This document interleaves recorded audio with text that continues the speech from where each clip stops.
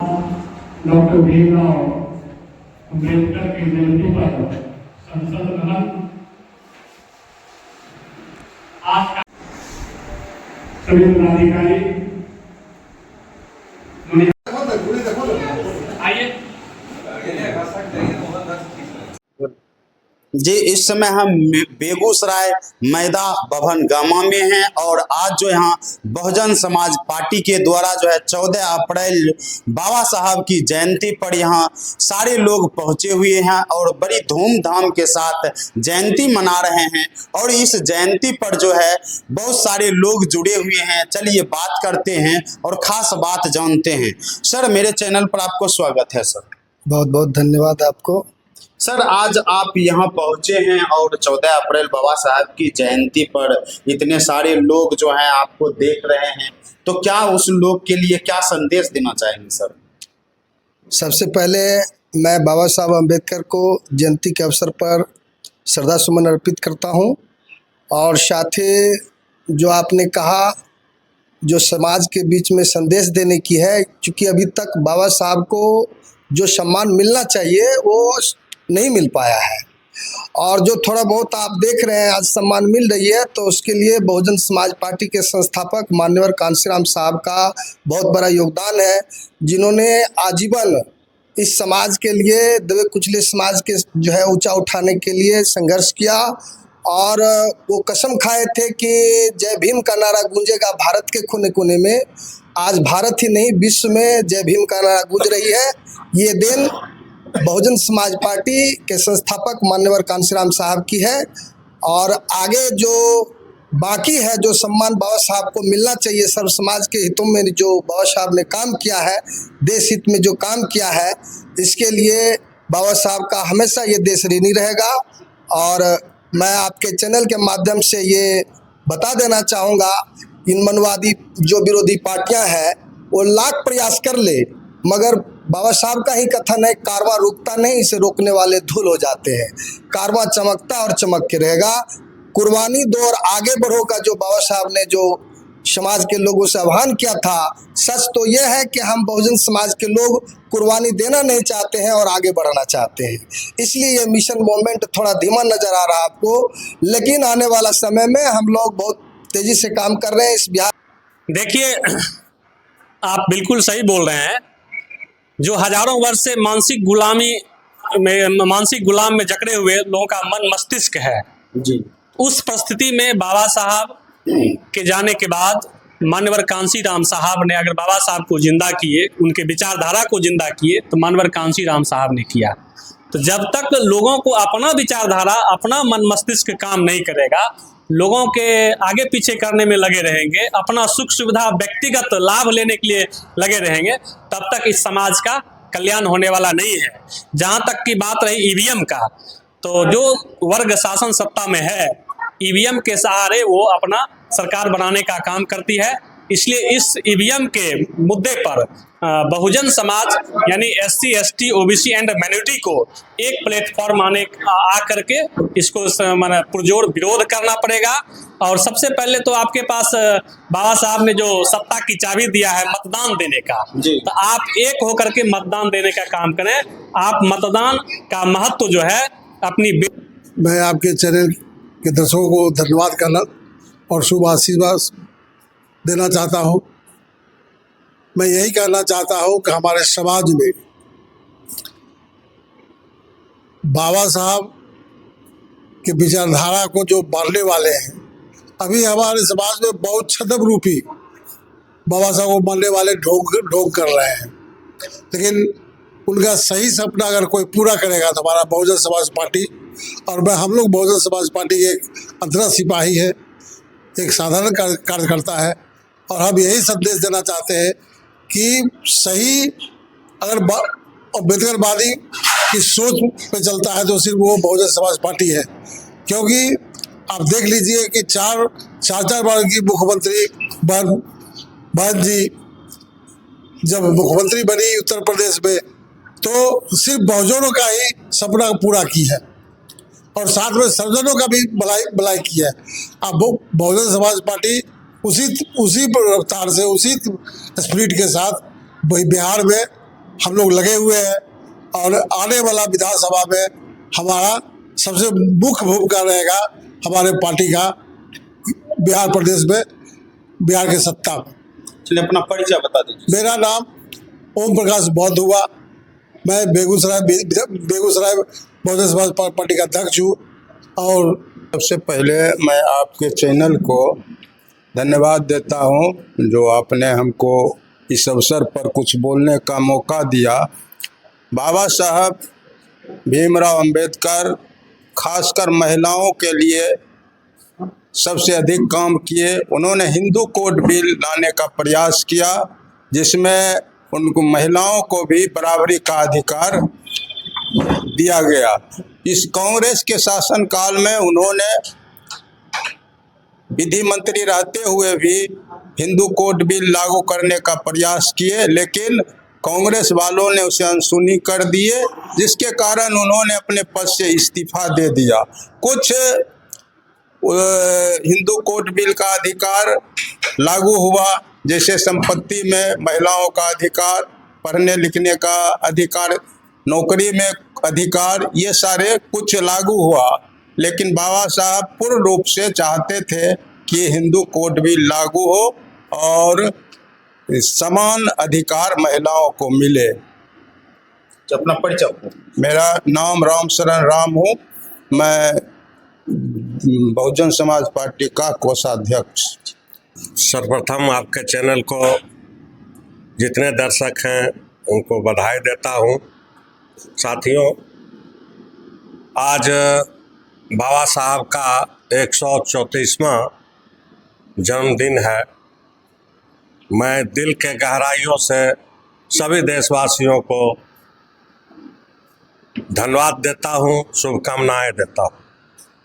जैसा कि आपने प्रश्न किया कि भारतीय संविधान के निर्माता जो संविधान निर्माए वो मुक्ति का एक मार्ग था। हकीकत में जब बाबा साहब जिस समय हमें संविधान दे रहे थे तो वो मुक्ति का मार्ग ही था। लेकिन बाबा साहब एक शब्द वहाँ पर एक बोल गए थे कि संविधान कितना भी अच्छा क्यों ना हो, अगर उसको लागू करने वाले लोग का नियत में खोट है तो वो संविधान फेल हो जाए।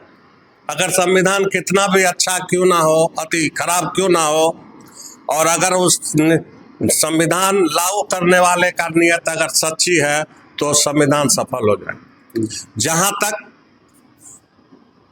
मौजूदा परिस्थिति की बात करता हूँ, बाबा साहब तो बड़े अरमानों से संविधान को दिए, मगर जो हमारे शासक वर्ग थे, जो हमारे शासनकर्ता थे, जो शासन किए, उनके नियत में खोट, और जिसके चलते जो संविधान की मूल भावना है, जो मूल आत्मा है, उसको लागू नहीं किया गया, और जिसके चलते आज हम जहाँ थे वहाँ पर ही है। लेकिन बाबा साहब ने जो हमें शिक्षा का मार्ग दिया, उसके चलते कुछ तो हमें आगे बढ़े हैं, शिक्षित हुए हैं, स्त्री मुक्ति मिली है।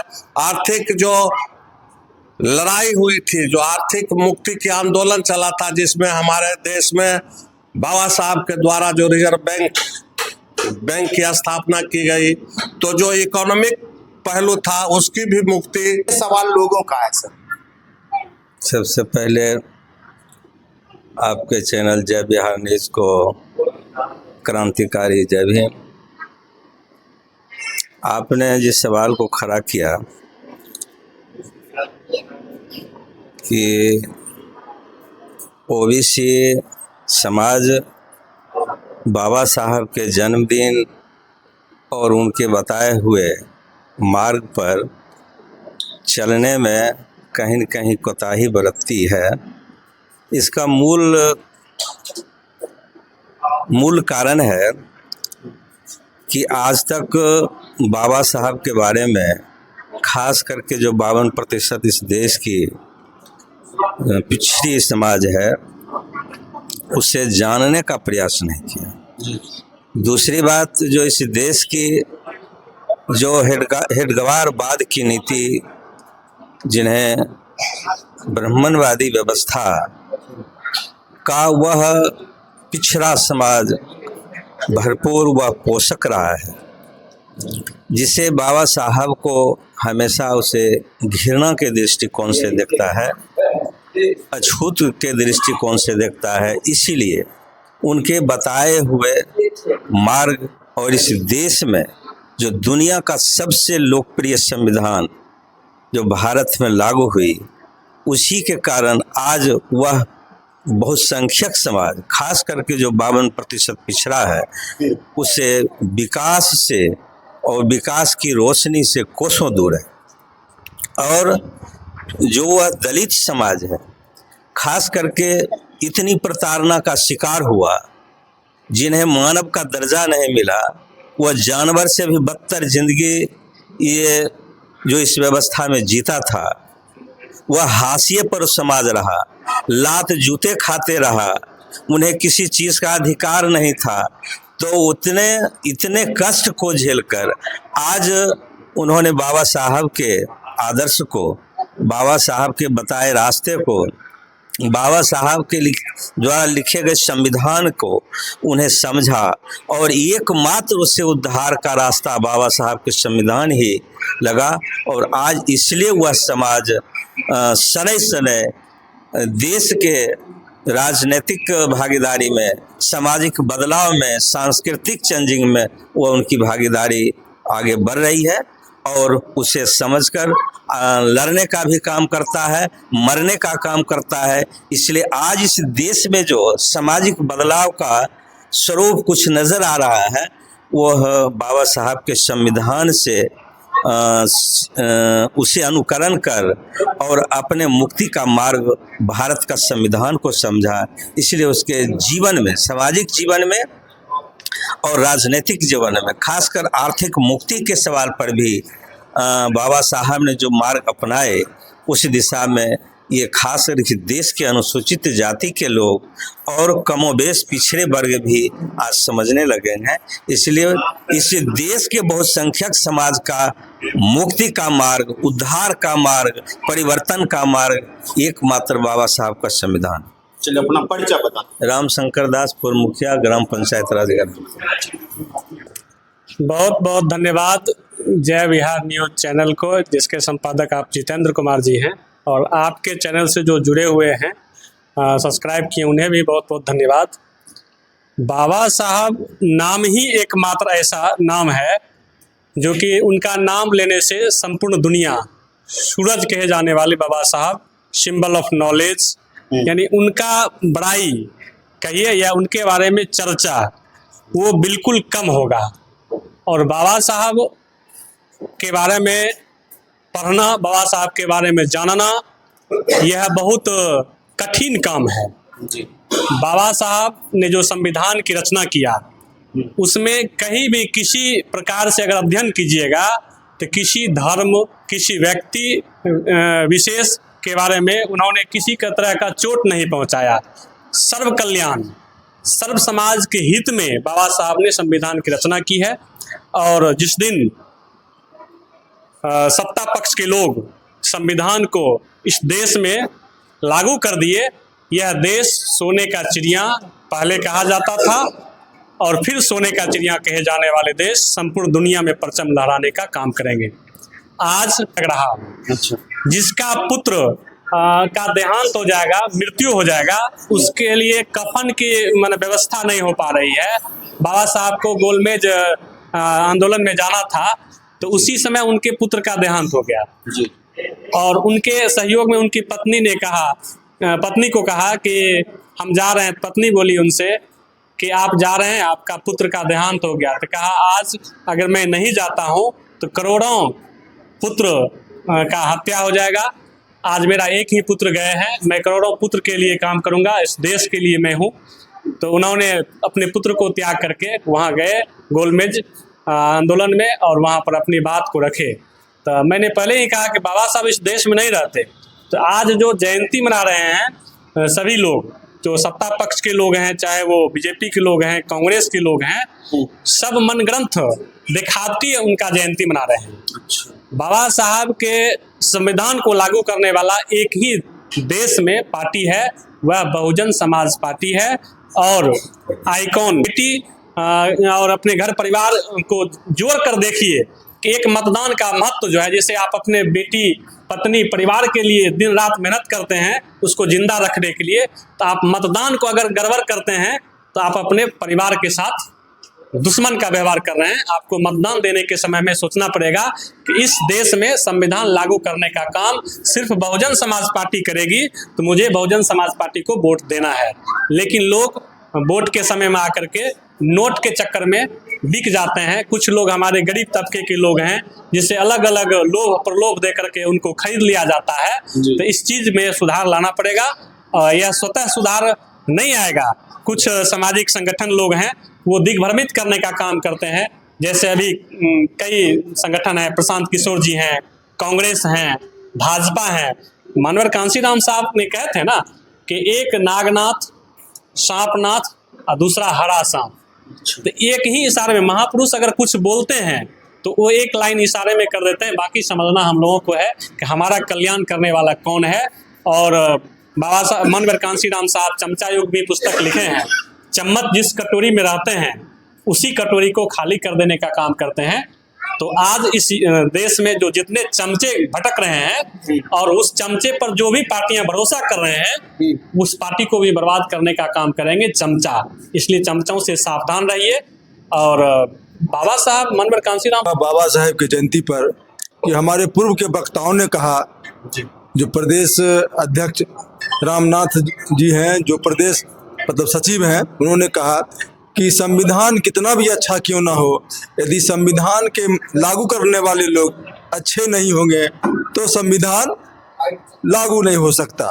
मैं इस परिप्रेक्ष्य में कहना चाहूँगा कि देखिए, संविधान में बहुत कुछ दिया हुआ है, हमारा हक अधिकार के बारे में दिया होगा, तो पहले उसको हमें जानना होगा। और जब हम जानेंगे तब उसको ज़मीन पर आम आवाम के लिए हम कैसे काम करेंगे, मुझे खुद स्वयं को आगे बढ़ चढ़ के काम करना होगा। मैं एक साधारण सा उदाहरण देना चाहूँगा, क्योंकि मैं पंचायती राज विभाग में स्टेट रिसोर्स पर्सन भी रह चुका हूँ। मेरा नाम सुबोध कुमार है।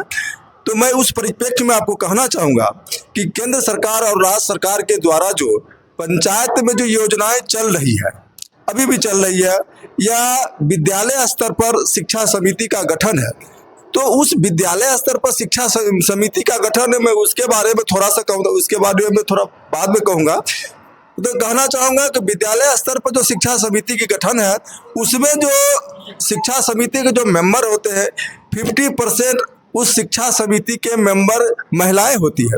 लेकिन देखा जाता है उसके चयन में बहुत सारी धांधली होती है, और धांधली होने के कारण जो है वह शिक्षा समिति ठीक से काम नहीं कर सकती है।